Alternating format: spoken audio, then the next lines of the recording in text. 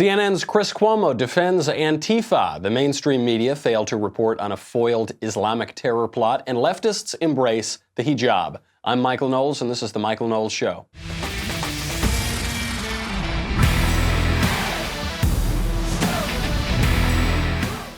There are very fine people on both sides of left-wing terrorism, I guess. That's what seems to be the case, according to CNN and Chris Cuomo. No minor media figure, by the way. Chris Cuomo, whose brother is Andrew Cuomo, Democrat governor of New York, whose father was Mario Cuomo, major Democrat governor of New York. Chris Cuomo coming out in favor and defending Antifa.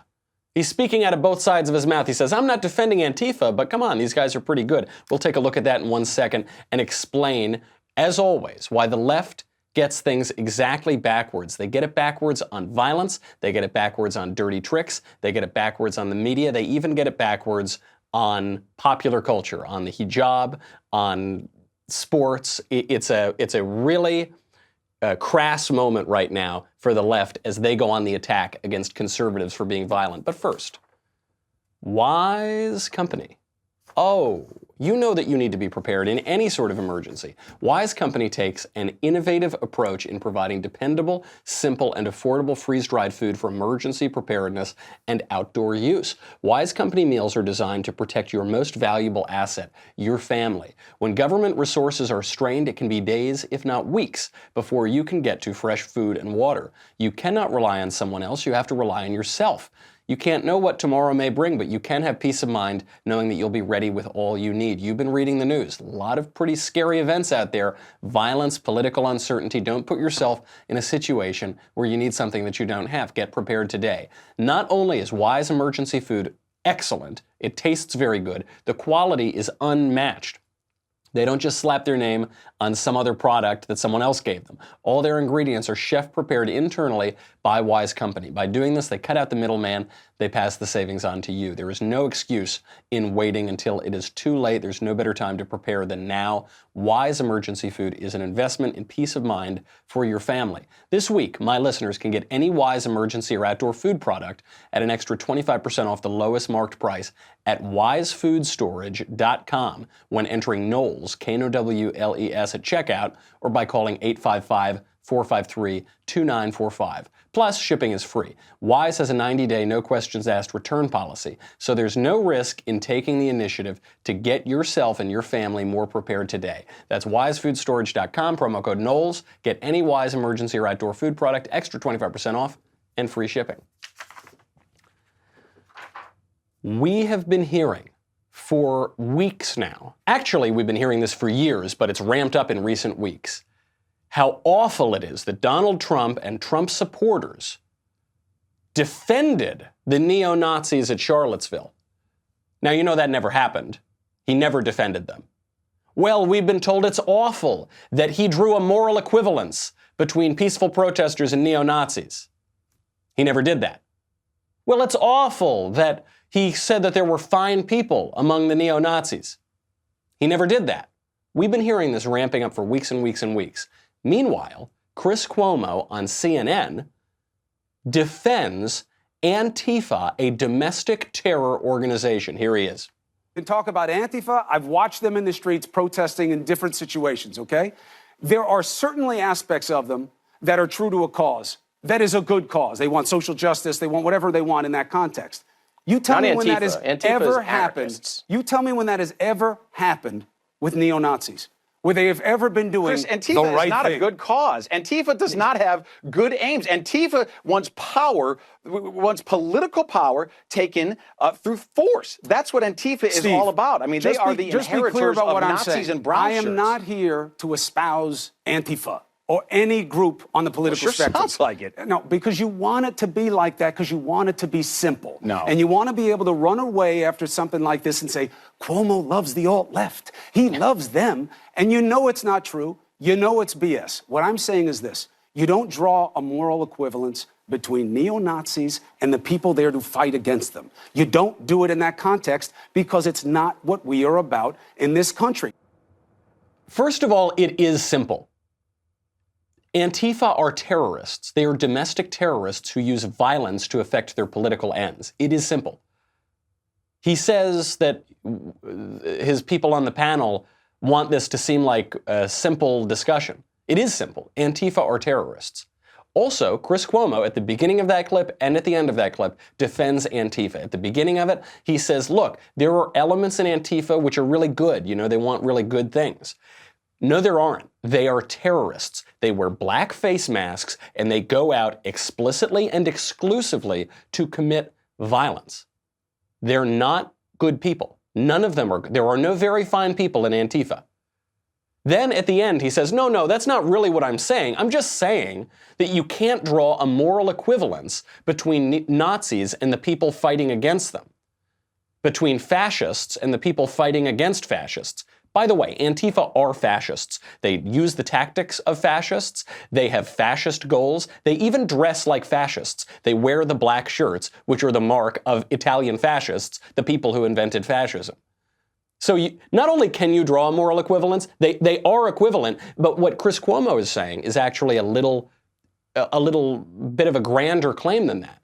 He's not saying that they're equivalent. What he's saying is that Antifa are better because there are some good people, because there are some very fine people on both sides.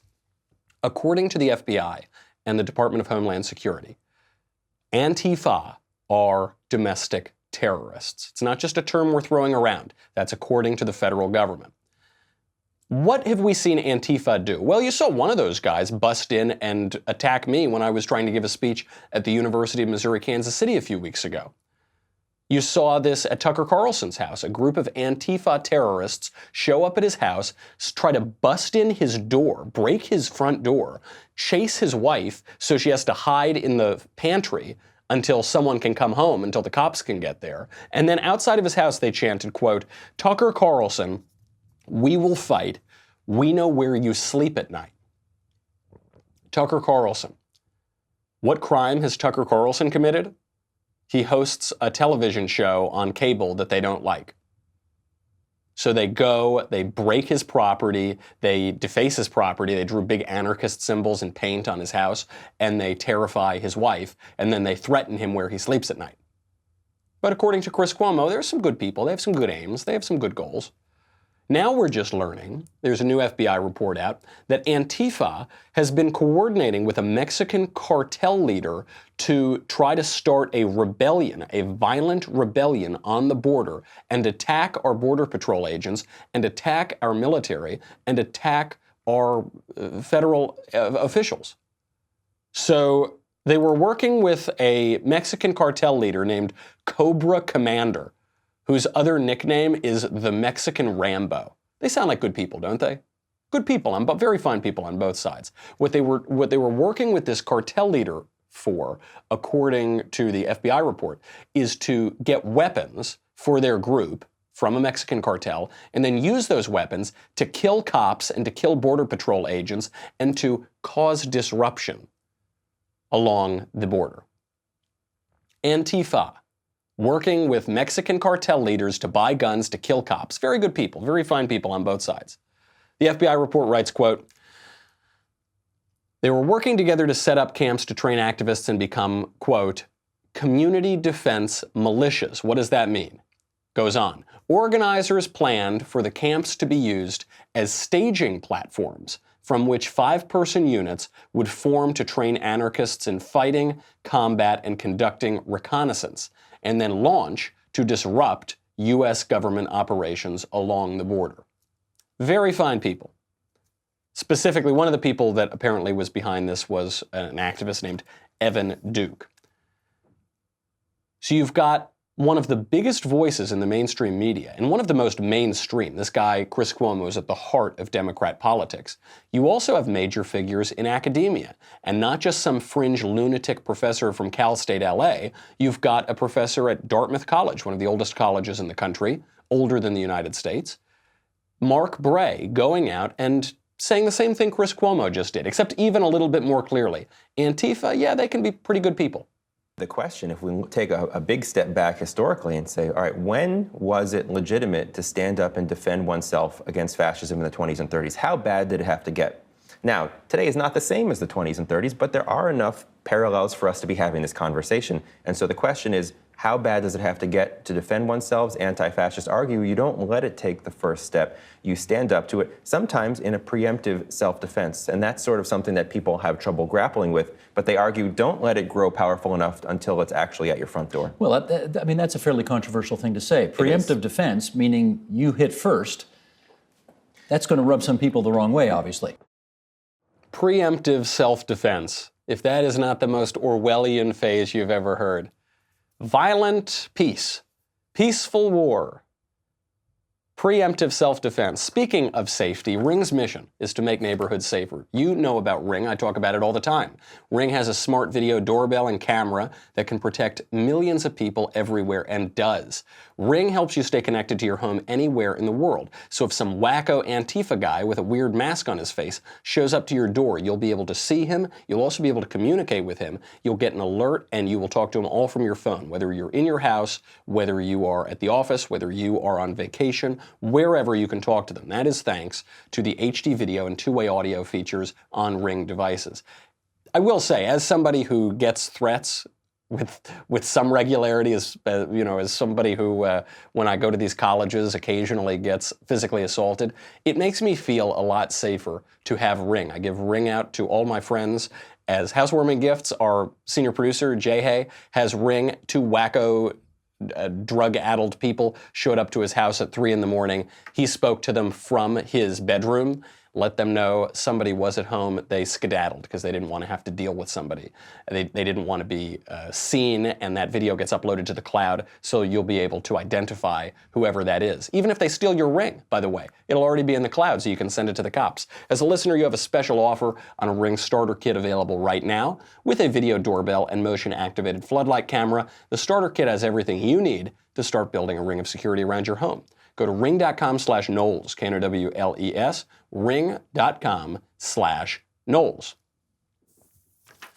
That professor, Mark Bray, professor at Dartmouth, wrote a book encouraging Antifa called the Anti-Fascist Handbook.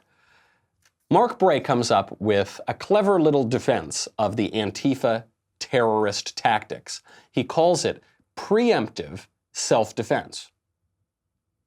Now, it's one of those phrases, it's sort of, if you're not paying attention, it sounds, oh yeah, okay, that's preemptive self-defense. Okay, that makes sense. Self-defense can't be preemptive. It's like when people talk about violent speech. Speech is not violence. Speech does not commit violence. It's when people equate speech and violence. No. There's violence, and then there's speech. There's self-defense, and then there's preemption.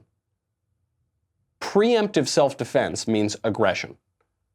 It shows, as we notice a lot, that the left always wants the appearance of the thing, but they don't want the reality of the thing. They want all the trappings of the thing.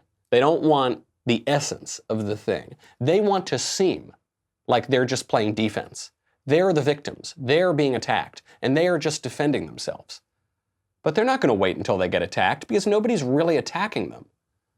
So what they do is they go out and they commit violence unprovoked, unjustified, and then they say, no, it was self-defense. How was it self-defense? You went up to that conservative speaker and sucker punched him. Oh, well, no, you don't. That was preemptive self-defense. Preemptive self-defense. Why did you go up to that conservative speaker and sucker punch him? Oh, well, because he actually committed violence on me with his words.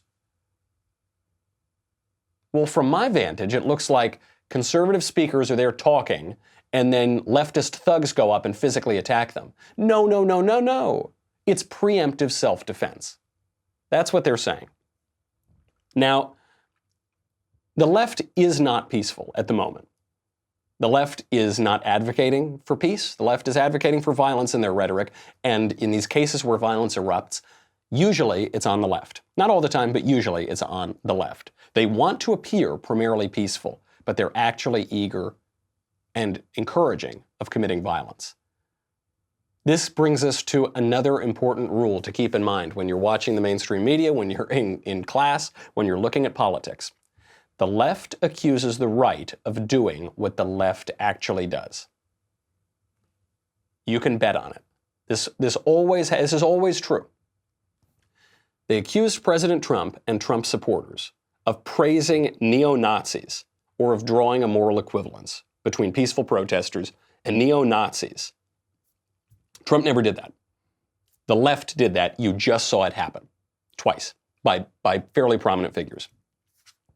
Whenever the right accuses the left of something, this is very confusing. There's the left and the right, there's violence, there's Antifa, there's moral equivalence. When the left accuses the right of something, you can bet that it is not the right that's doing it, it is the left that is doing it. For instance, you look at Joe Biden. Joe Biden accuses conservatives of being racially divisive.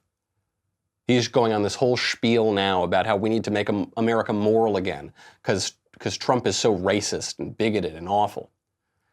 Joe Biden said in 2012 that Mitt Romney wanted to put black people back in chains to a predominantly black audience. Joe Biden has been a racial huckster his entire career. And then he goes out and launches his campaign, his entire campaign, on a lie that Donald Trump called neo-Nazis fine people in Charlottesville. Didn't happen.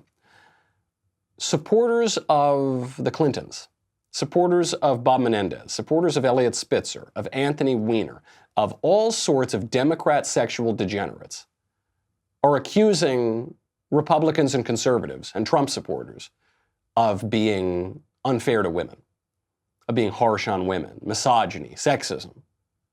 They ran Hillary Clinton last election, the woman who smeared all of her husband's victims. They were going to return Bill Clinton, a sexual assailant, to the Oval Office. He was going to be on the couch, he wasn't going to be behind the desk, but they were going to return that man to the White House.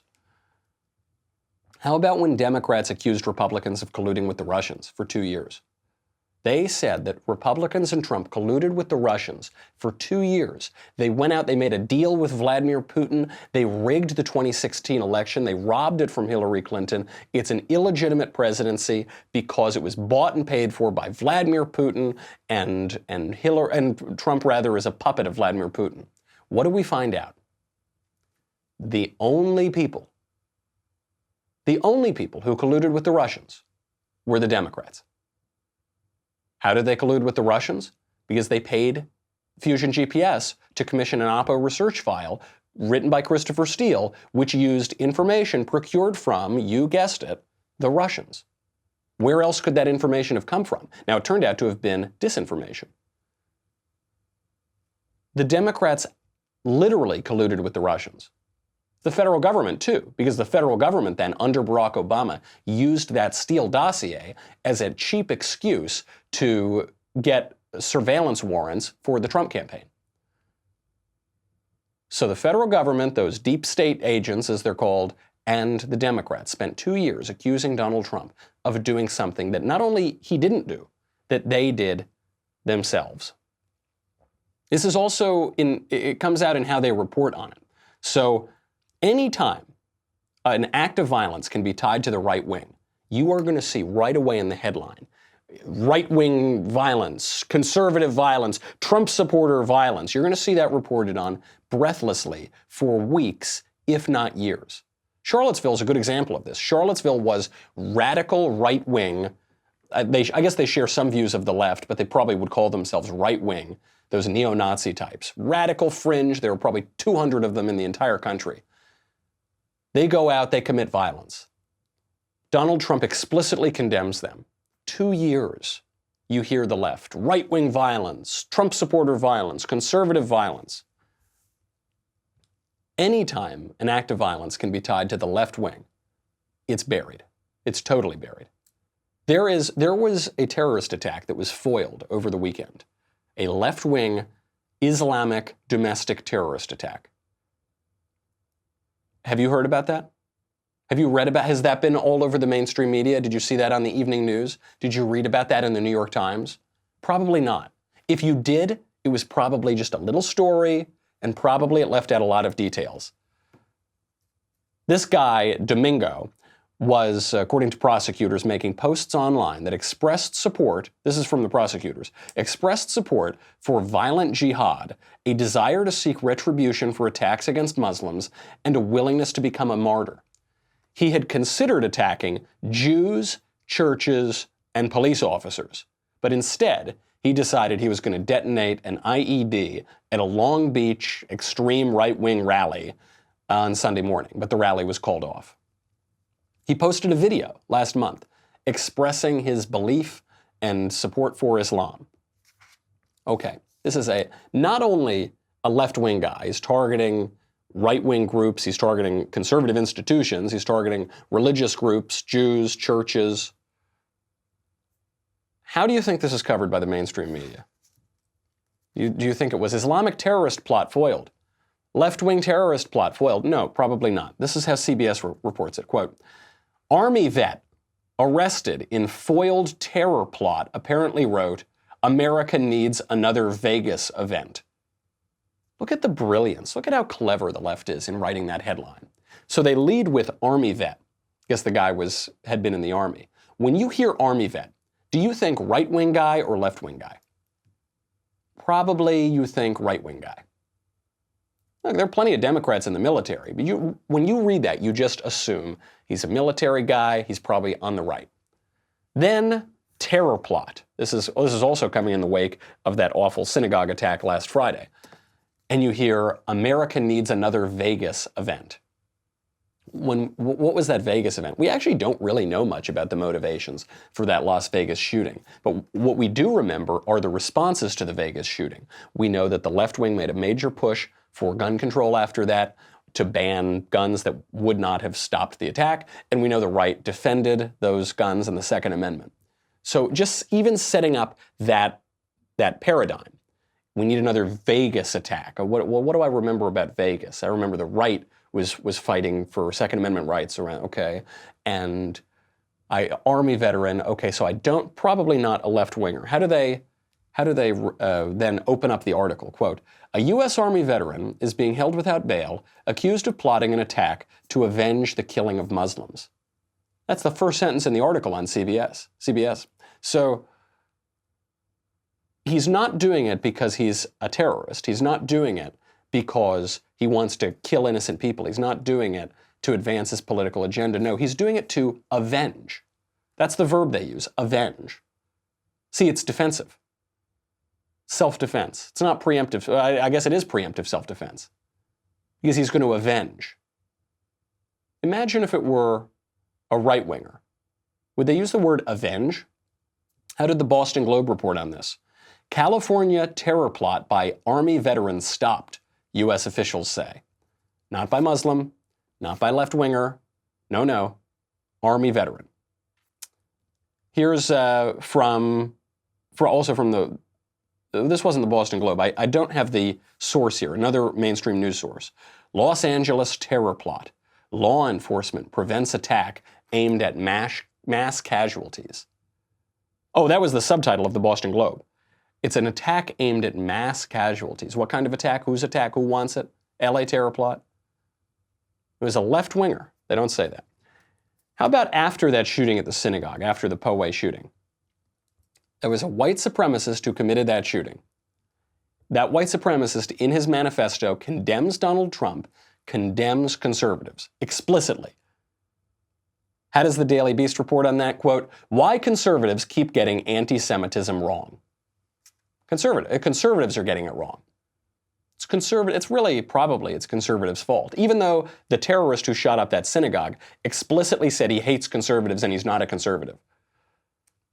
They go on in the Daily Beast. By detaching anti-Semitism from its nationalist ideology, the right dodges responsibility over and over again for its fellow travelers.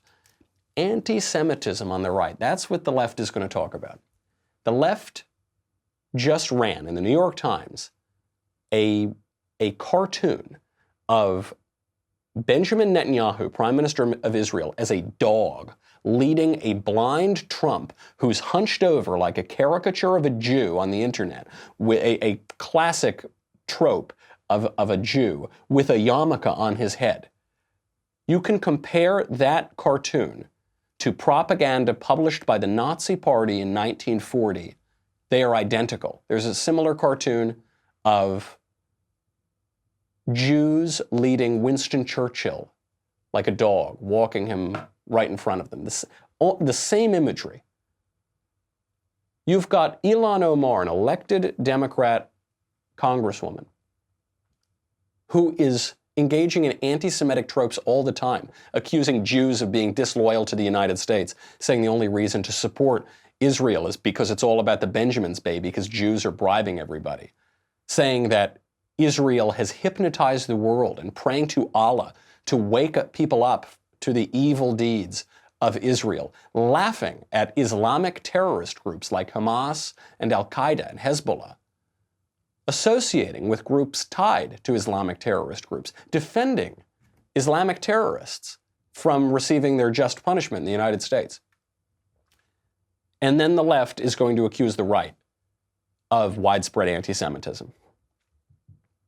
Case in point. This is the case in point. This domestic terrorist arrested after a foiled terror attack, and it just won't be reported. That is what the right is up against in this country. The endorsement of violence by a CNN anchor, the endorsement of violence by an Ivy League professor, and then smears, baseless smears from the entire mainstream media. That's what the right is up against.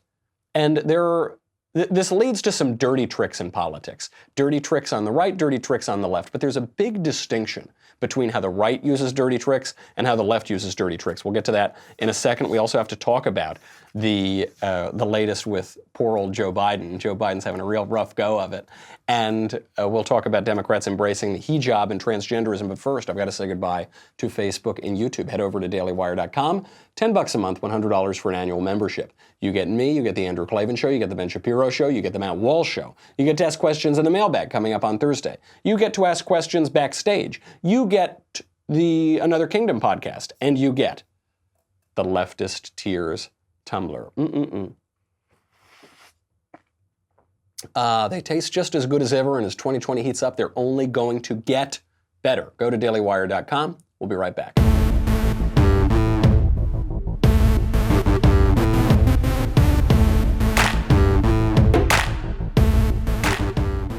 There's even a big difference on the left and the right in dirty tricks. So dirty tricks it happens in every political campaign. They dig up dirt or they make up dirt entirely and they try to sling it on candidates, and people on both sides do it. However, there's a big difference in how we do it. There's a big difference in how we engage in politics. When Republican dirty tricks are exposed, the GOP tends to acknowledge it and back off. When Democrat dirty tricks are exposed, they double down.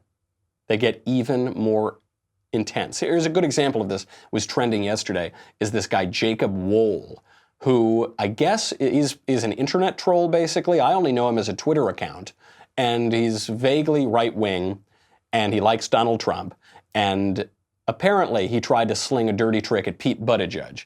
The idea was Jacob Wohl cooked up this plan to paint Pete Buttigieg as some kind of sexual assailant, frame Buttigieg for rape because he allegedly considered Buttigieg a terminal threat to Donald Trump. The most ridiculous part of this whole story, by the way, is the notion that Pete Buttigieg is the terminal threat to Donald Trump. Pete Buttigieg is like 12 years old, and he currently governs a city of about 15 people. This guy is going to be the end of Donald Trump's political career. Not quite so sure about that. But here's what happened. Allegedly, it was Wohl who was behind this. This kid, Hunter Kelly, published a piece on the website Medium saying, quote, "My name is Hunter Kelly. I'm 21 years old. This is by far the hardest thing I've ever had to do.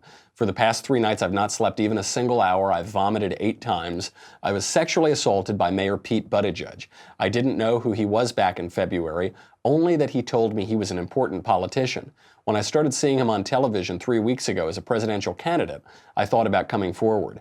I'm a gay man. I've been grappling with my identity for a number of years. I live, work, and attend college in rural Michigan. I know that by coming forward, I will make a hard life even harder, but I must do so. I must do so for my country, for other gay men like me, and most importantly, to stop a very bad man from becoming president of the United States. I must confess that this is the toughest thing I have ever had to do. For 2 weeks now, I have been contemplating suicide. I see myself jumping from a building or a bridge. I know that years and years of counseling may lie in front of me." All right, if this is a hoax, which it appears to be, It's not very well written. Now, this kid, Hunter Kelly, comes out. The next day he says, I was not sexually assaulted by Pete Buttigieg. I did not write that piece. Somebody else wrote that piece. It was tweeted out by Jacob Wool's father. It was not me. A little bit of advice. If you're going to play a political dirty trick, do it well.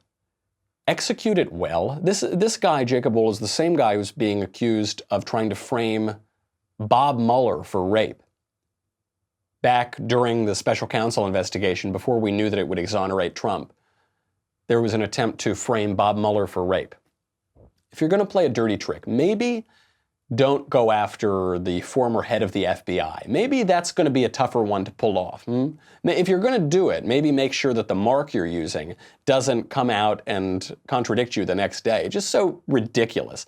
Also, this is very immoral. This is very wrong to sling this accusation at people. For one reason, because it's a very, very, very serious crime.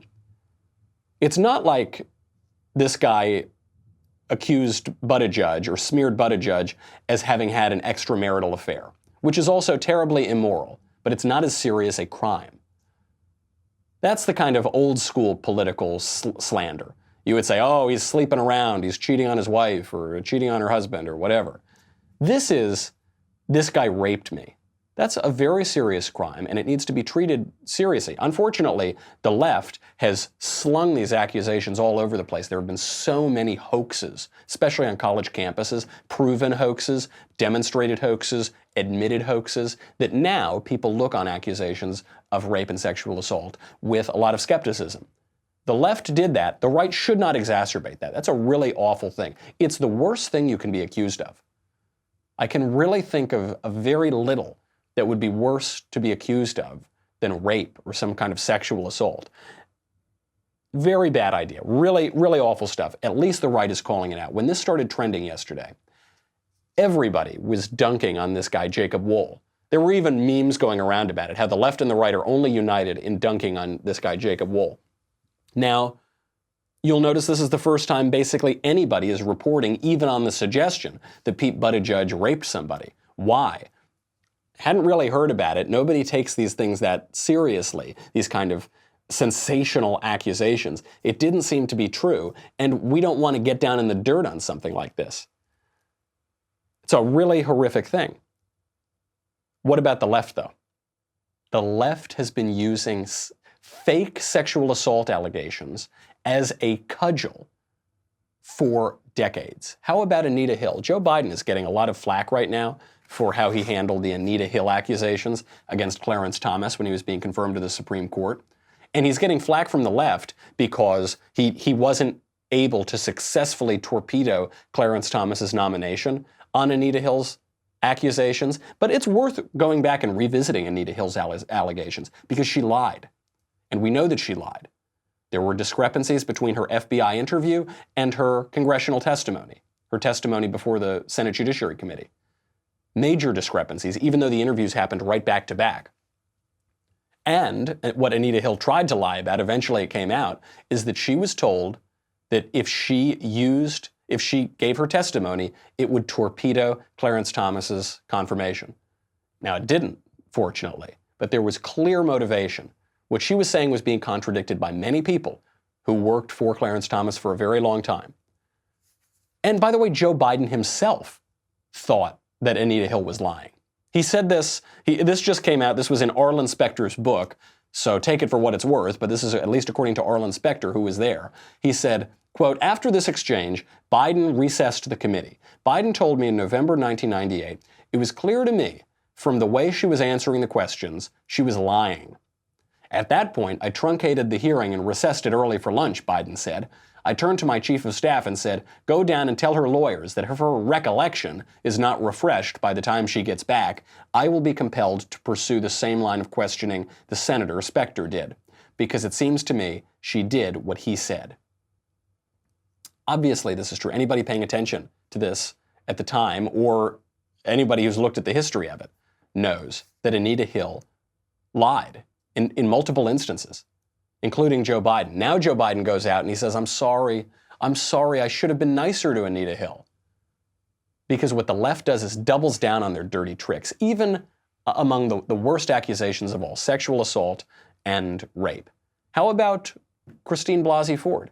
They went after a guy, they just pulled the Anita Hill stunt almost scene for scene again, decades later, against Brett Kavanaugh. Brett Kavanaugh, an unimpeachable record, federal judge for a dozen years, no allegations, no accusations against him of any sort of sexual impropriety. All of a sudden they bring up Christine Blasey Ford, who accuses him of some vague crime that she kept changing her story on some many decades ago. She couldn't even remember when it happened. Contradicted herself multiple times about key aspects of the event. The left doubled down. They still say that. If you asked people on the left today, is Brett Kavanaugh a rapist? Probably most of them would say yes. The honest ones among them would say, we don't care if he's a rapist, we're going to say that he is anyway. That's a major difference. There's no moral equivalence. Chris Cuomo opens up, he says there's no moral equivalence between Antifa and neo-Nazis. There's no moral equivalence here between the left and the right in how they're engaging in violence, in how they're engaging in politics, in how they're engaging even in dirty tricks. There's no moral equivalence. Now, what is motivating the left? How did the left get to such a degree of extremism? Because when you look around at a lot of the left-wing campaigns, you see they're a little bit contradictory. There was a story that just came out over the weekend. 4 women's powerlifting world records were shattered over the weekend. Wow. Oh my goodness, world records in squat, bench press, deadlift, and the world total record. Oh my goodness. This woman must be really, really strong, right? She must be like the strongest woman ever, right? Or she's a man, which is what she was. It's this guy who calls himself Mary Gregory. He's biologically a man, and he thinks that he's a woman, and he wants to be a woman, and he's pretending to be a woman. He has destroyed all of these world records, obviously, because men are physically stronger than women. And the left is cheering. The left is cheering this on, with some exceptions. Some feminists realize the threat that is posed by this transgender ideology, and they're talking out against it. And by the way, when they speak out, there was a woman, the editor of the Feminist Current, a feminist journal in Canada. She spoke out against this sort of thing. She was banned from Twitter. The left broadly is cheering this on. Why on earth is the left, which has championed feminism and women's lib, women's identity politics for decades and decades, why is the left cheering on the total destruction of women's sports? Because that's what this means. If transgender people, if men who think that they're women or who present themselves as women are allowed to compete in women's sports, women will never win another sporting event ever again. Ever. It's not close. I think millennials think that maybe men are stronger than women, but they're only a little bit stronger, and some women are a lot stronger than men. No, that isn't true. Men are much, much, much physically stronger than women. And transgender ideology in competitive sports means that women will never win anything again. So now the left, which previously championed Title IX, women's sports at colleges, women's professional sports, are now cheering on the destruction of women's sports. Why is that? Ties into another story, the Sports Illustrated swimsuit issue. As a young man, one of my favorite issues of literature that was ever produced all year long, is now coming out and celebrating their first model wearing a burkini and a hijab. Apparently, Sports Illustrated forgets what the Sports Illustrated swimsuit issue is and what it's all about. But anyway, they're excited. They're now posting the first woman in a burkini and a hijab. Here she is explaining the issue. Growing up in the States, I never really felt represented because I never could flip through a magazine and see a girl who was wearing a hijab. I keep thinking to 6-year-old me, who in this same country was in a refugee camp. So to grow up, to live the American dream, to come back to Kenya and shoot for SI in the most beautiful parts of Kenya, I don't think that's a story that anybody could make up. Just a quick question to clarify. How many 6-year-old girls living in refugee camps are just thumbing through the Sports Illustrated swimsuit issue? Is that a common occurrence? I've never been there. I've never walked a mile in those shoes.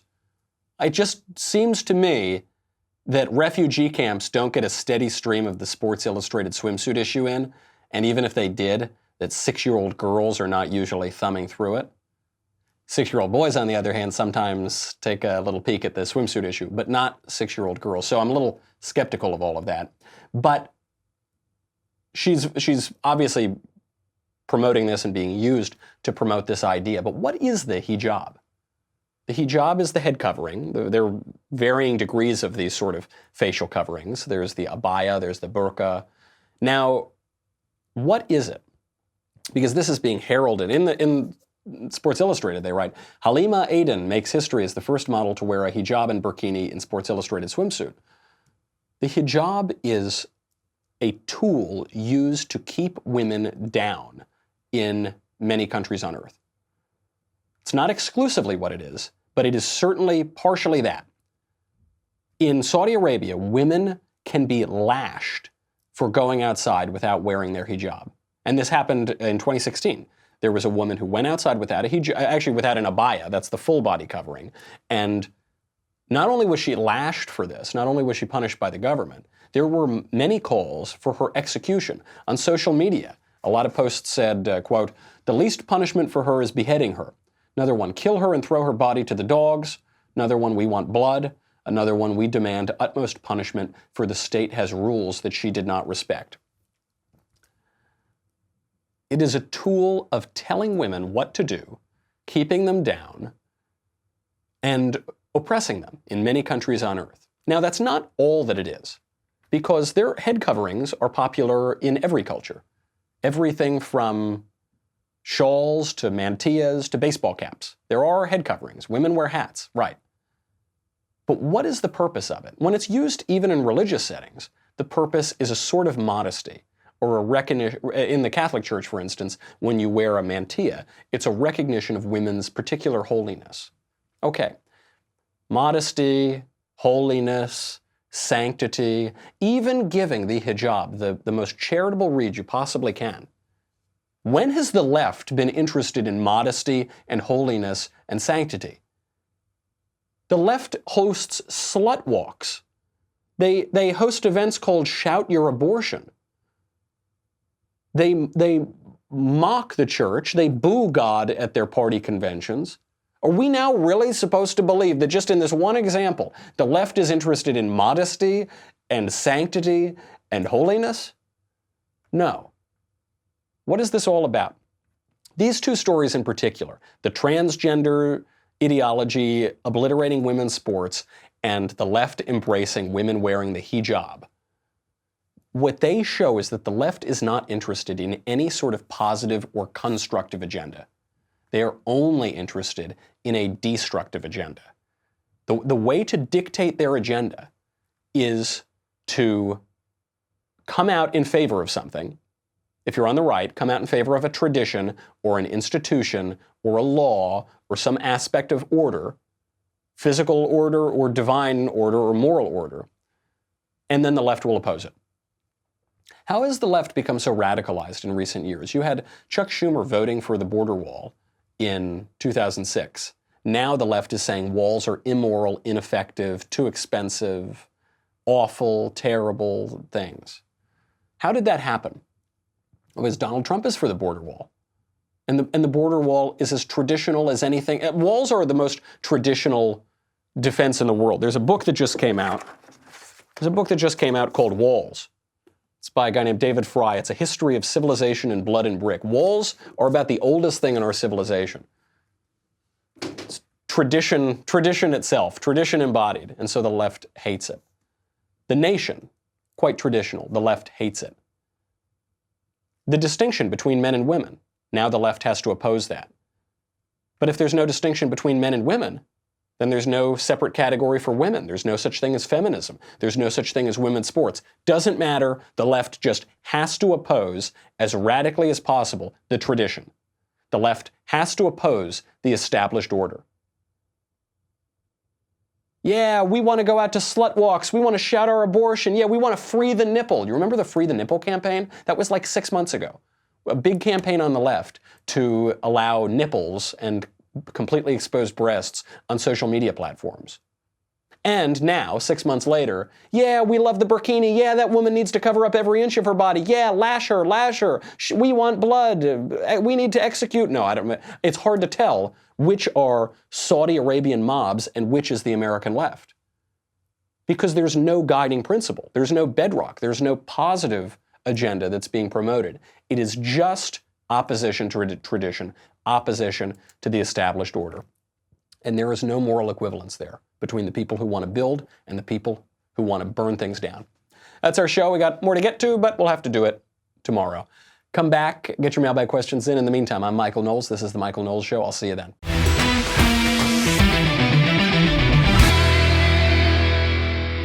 The Michael Knowles Show is produced by Rebecca Dobkowitz and directed by Mike Joyner. Executive producer, Jeremy Boring. Senior producer, Jonathan Hay. Our supervising producer is Mathis Glover, and our technical producer is Austin Stevens. Edited by Danny D'Amico. Audio is mixed by Dylan Case. Hair and makeup is by Jesua Olvera, and our production assistant is Nick Sheehan. The Michael Knowles Show is a Daily Wire production. Copyright Daily Wire 2019. Today on The Ben Shapiro Show, Joe Biden launches his campaign, Democrats target President Trump with endless investigations, and the clown princes of the right botch a hit on Pete Buttigieg. That's today on The Ben Shapiro Show.